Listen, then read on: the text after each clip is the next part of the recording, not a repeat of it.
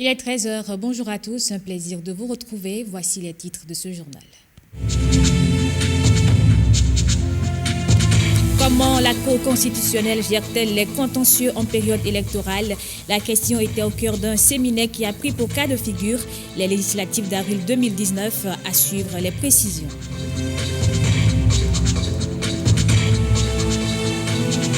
La fermeture des frontières entre le Bénin et le Nigeria reste un problème pour les opérateurs économiques béninois. Le Conseil économique et social pense déjà à des solutions pour une sortie de crise.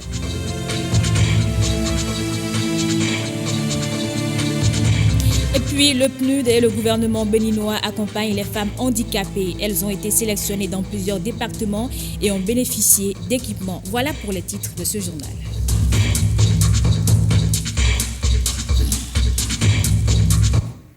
Environ 6 mois après leur tenue, les législatives d'avril 2019 continuent d'alimenter le débat. Cette fois-ci, le débat a pris la forme d'un séminaire. Il a été essentiellement axé sur le rôle joué par la Cour constitutionnelle pendant cette période électorale, notamment en termes de gestion du contentieux. Nicanor Kovi pour Le Point. Inédit, le mot juste pour résumer le contexte dépeint par Joseph Djokbenou, celui des législatives d'avril 2019.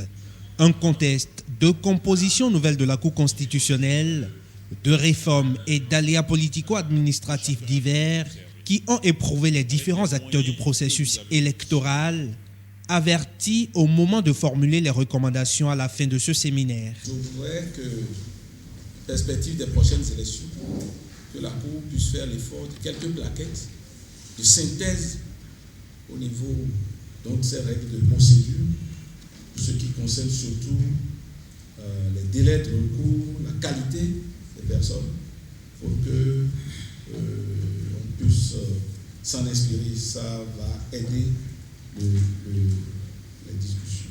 Gestion du contentieux des candidatures, gestion du contentieux de la période électorale, bilan, leçons apprises et recommandations. Autant de communications données au cours de cette rencontre, avec pour mérite d'avoir édifié les parties prenantes des législatives d'avril 2019 à des degrés divers. Je voudrais prendre acte des recommandations qui ont été faites. Au niveau de la Sénat, nous allons voir dans quelle mesure organiser la transmission des cantines à la Cour constitutionnelle par bordereau. Mais d'ores et déjà, je voudrais vous dire que ça risque de ralentir considérablement cette transmission-là. Et pour ne pas paraphraser le président Tiondo, en matière d'élection, notre plus gros ennemi, c'est encore le temps. Le temps, cet ennemi de la Cour constitutionnelle, bien inspiré par les recommandations des participants à ce séminaire. Une Cour reconnaissant aussi des efforts de chacun au cours de cette période charnière. C'est donc étant satisfait des contributions des uns et des autres, et les en félicitant, mesdames et messieurs, que je voudrais solennellement traduire les remerciements de la Cour constitutionnelle à tout le personnel qui a dû subir des épreuves dont on n'imagine pas la profondeur.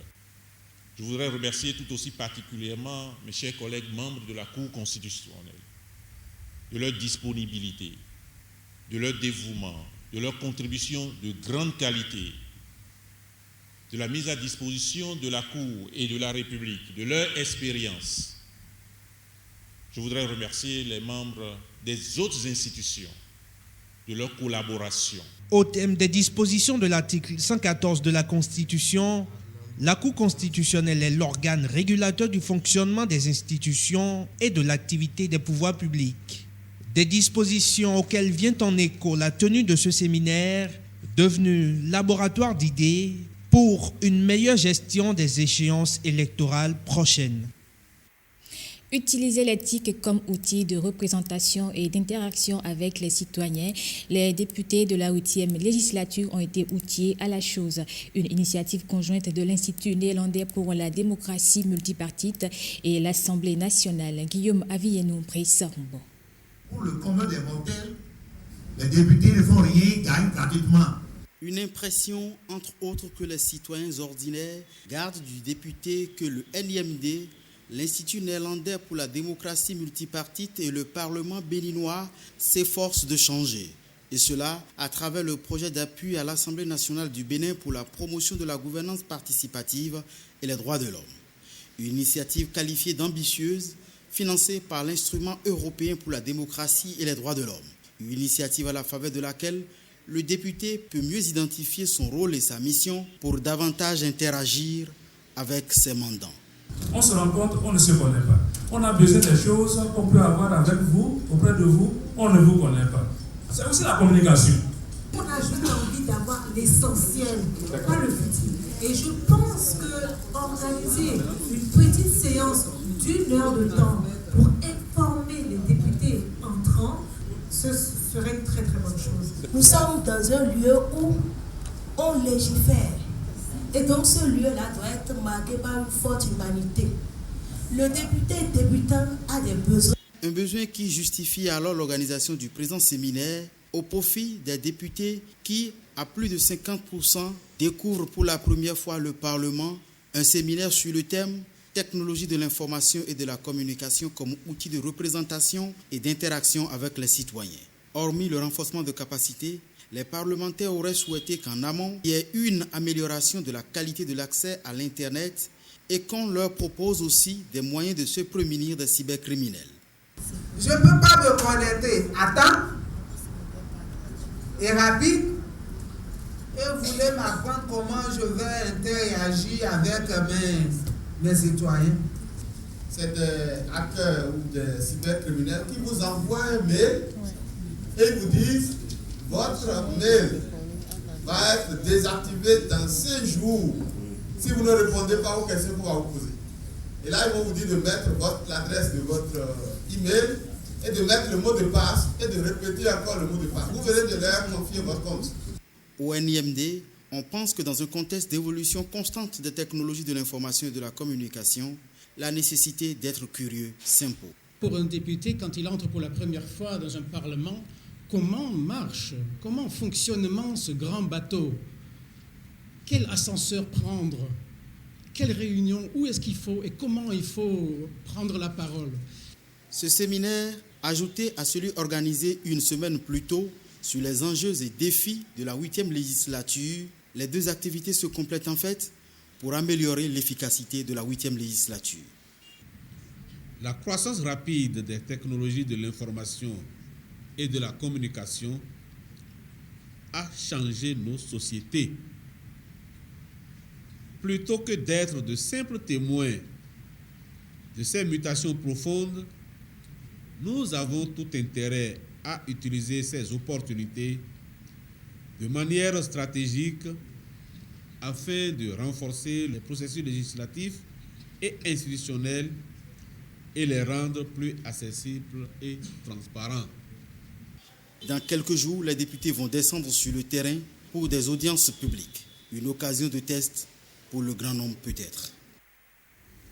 Déjà 6 semaines que les frontières entre le Bénin et le Nigeria sont fermées. Une situation fâcheuse pour certains opérateurs économiques béninois. Situation à laquelle le Conseil économique et social veut mener de profondes réflexions pour une sortie de crise. William Tuki, Bruno Hotepo.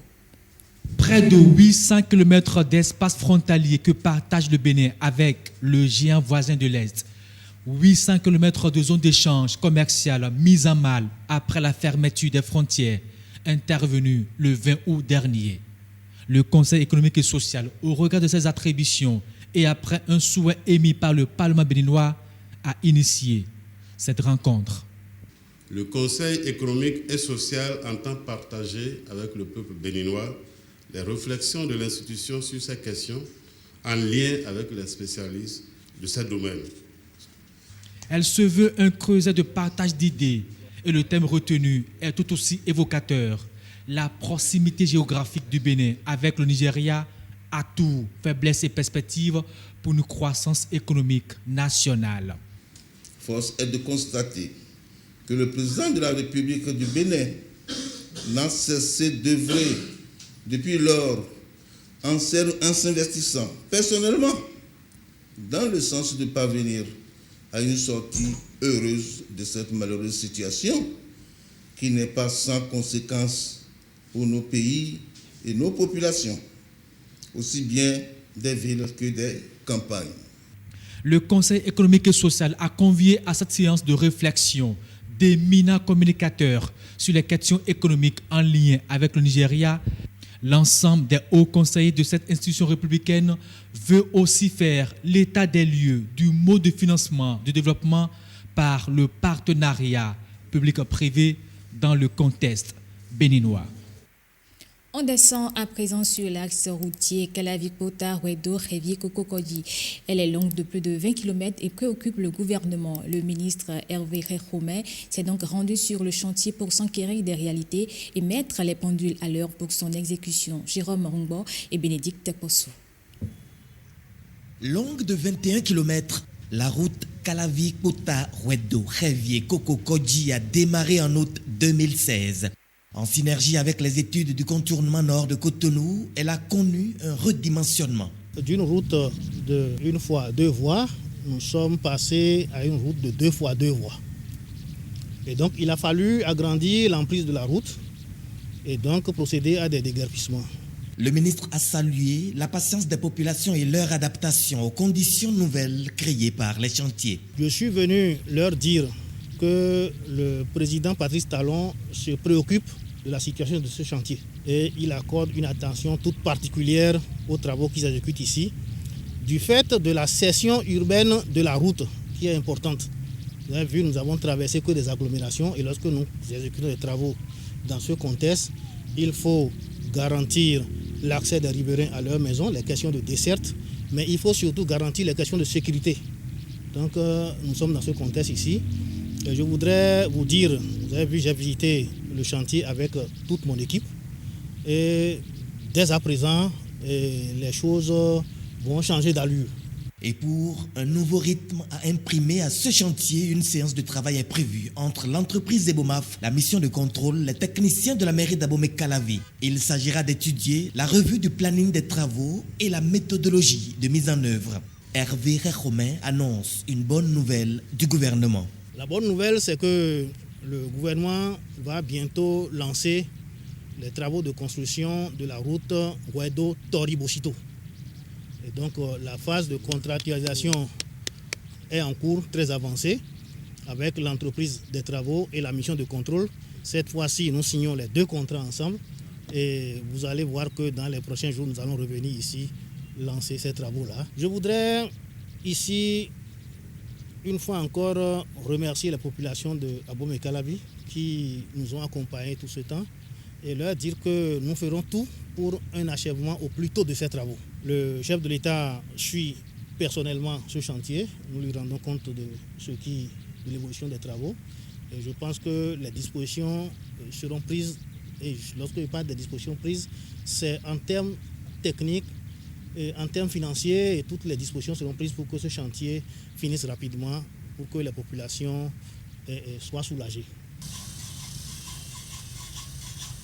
C'est donc une véritable lueur d'espoir pour les populations lorsqu'on sait surtout qu'ici, les actes concrets traduisent les engagements. La semaine de la confraternité pharmaceutique au Bénin a pris fin.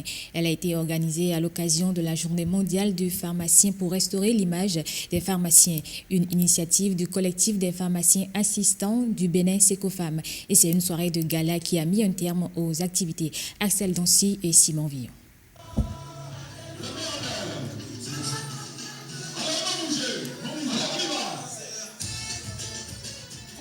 Une détente est la bienvenue pour ces hommes du blouson blanc. Eux, ce sont des pharmaciens. Autour d'un cocktail, ils se régalent dans une atmosphère bon enfant.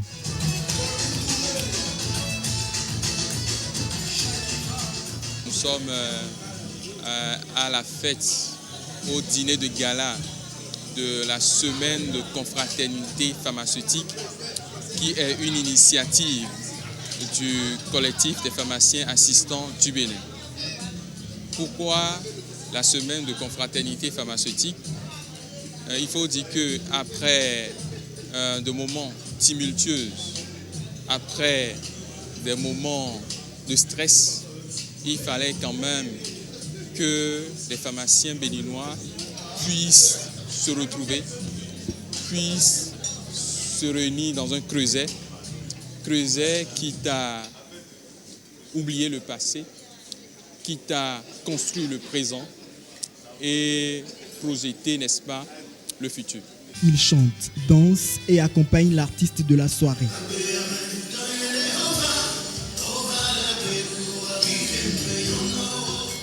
Et pour finir, apprécie. Aujourd'hui, c'est avec un sentiment de satisfaction et de joie et surtout d'action de grâce de voir tous les pharmaciens réunis autour d'un dîner de gala pour célébrer non seulement la journée mondiale du pharmacien, mais surtout la confraternité, la première édition de la confraternité pharmaceutique au Bénin. La semaine de la confraternité pharmaceutique vient ainsi de s'achever. Les uns les autres s'invitent pour une meilleure semaine de la confraternité l'an prochain. Le lionisme au Bénin, en Afrique et dans le monde, c'est autour de ce thème que l'Assemblée générale du club Parakou Koburu a rassemblé les hommes des médias de la ville. Objectif, donner de la visibilité à l'association et familiariser les journalistes à l'organisation et au fonctionnement de ce club service. Compte rendu, Sylvain Savi et Judicaël Aénan. Comment réduire les inégalités sociales? Voilà d'où est partie l'idée de la création du Lions Club en 1917 aux États-Unis pour s'étendre au Bénin, puis à Parakou.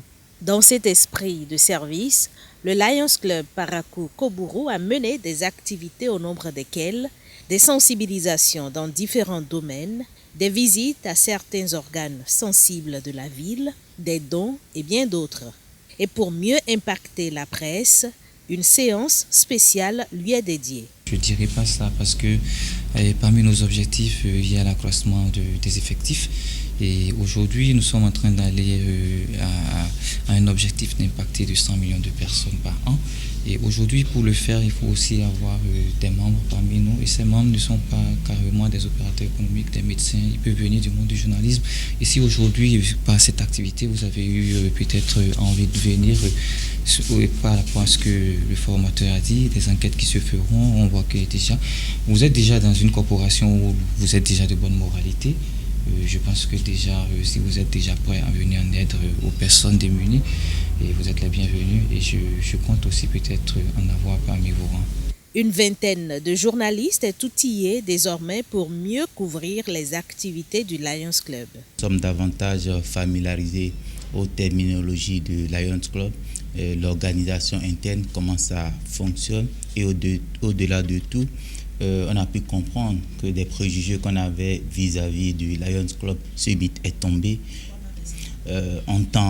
On aurait cru que le Lions Club serait un secte ou bien un club d'affaires ou bien de milliardaires. Mais à l'issue de cette formation, j'ai pu comprendre et j'ai retenu que c'est un club service. Et je peux désormais faire une couverture médiatique sans pouvoir me tromper en ce qui concerne les lexiques à utiliser pour le reportage du Lions Club international. Ce que j'attends chez l'AI+, ça a dépassé. Et à travers même la séance d'échange, j'ai vu que des gens ont posé des questions pertinentes. Et c'est parce que quand tu prends quelque chose au sérieux que tu poses ces genres de questions. Et exactement, je remercie aussi le formateur pour avoir donné ces détails de notre association. L'objectif, il a été vraiment atteint à plus de 100%. Une attestation de fin de formation est délivrée aux participants pour les motiver à servir les autres en vue d'un mieux-être aussi bien individuel que collectif.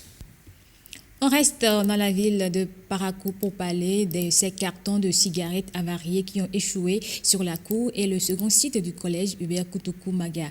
Acte de sabotage ou acte d'incivisme. En attendant la réponse, une campagne de salubrité s'est imposée aux élèves avant le démarrage des cours. Les précisions avec Kandel Kakpo et Sani Moumouni Seydou. C'est la première corvée de la semaine pour ces élèves. Les paquets de cigarettes ont été éparpillés sur le second site du collège la nuit dernière. Rien n'est épargné, même les toitures. On n'a jamais pensé à ce que des gens viennent déverser des mégots de cigarettes dans notre deuxième site. C'est une surprise. On n'avait même pas pensé à cela, que ça se fasse dans une école ou bien un collège. Emmanuel Acrambessi évalue à environ 1 tonne la quantité de cigarettes. La pluie de ce matin ne rend pas la tâche facile. Lorsque toutes ces cigarettes vont pourrir et que les eaux vont s'infiltrer dans le sol, ça pourrait polluer la nappe phréatique et les puits qui sont connectés à cette nappe-là peuvent causer aussi des dommages à la population. Aucune information sur l'identité des auteurs de cet acte. Le seul veilleur de nuit du collège n'aurait rien vu venir. Nous avons demandé à ce que tous les élèves cessent de faire les cours et qu'ils viennent au drapeau. Et on a passé le message de ne pas faire usage des mégots de cigarettes, les paquets de cigarettes, de ne même pas toucher à cela. Le service de la voirie a emporté le reste de la cargaison. La police républicaine a ouvert une enquête. Je l'annonçais en titre, le programme des Nations Unies pour le développement et le gouvernement béninois accompagne les femmes handicapées qui exercent des activités génératrices de revenus. Elles ont été sélectionnées dans l'Atlantique, le Zou, le Borgou et la Liborie et ont bénéficié d'équipements. Les détails avec Kanel Kako et Sani Moumouni Seydou. 44 femmes handicapées, entrepreneurs du Bénin, reçoivent cette aide. Un ensemble d'équipements qui a coûté un peu plus de 22 millions de francs CFA. Les bénéficiaires ont été triés sur le volet. Il y a eu un recensement suivi d'une étude de dossier. Vous allez démontrer que l'utilisation de ces équipements vous permettront de faire des performances importantes pour démontrer que le handicap est une question d'état d'esprit. Et nous croyons en vous. Que ces équipements puissent vous aider à renforcer vos activités, à vous permettre de vous épanouir, de renforcer votre autonomisation économique et sociopolitique. Ce don de matériel est l'une des propositions du programme S'unir pour faire avancer les droits des personnes handicapées. L'idée vient du gouvernement. Améliorer leurs conditions de vie et d'emploi, favoriser leur pleine participation à tous les aspects de la vie sociale, économique, culturelle et professionnelle, parvenir à faire en sorte qu'elles bénéficient d'un traitement égalitaire sont devenus des préoccupations majeures. Ces équipements semblent revigorer les femmes handicapées. Ils pourraient servir de déclic à une prise de conscience profonde. Nous sommes très reconnaissantes de cette remise de matériel et nous remercions une fois encore le programme des Nations Unies pour le développement. Nous allons nous vendre plus cher avec les matériels et les moyens roulants. Permettez-moi de vous exprimer la gratitude des préfets des départements concernés ainsi que celle de la nation béninoise tout entière. Le PNUD envisage de faire un suivi rigoureux de l'utilisation des équipements offerts. Et c'est la fin de ce journal. Merci de l'avoir suivi. Je vous retrouve demain à 13h pour de nouvelles informations.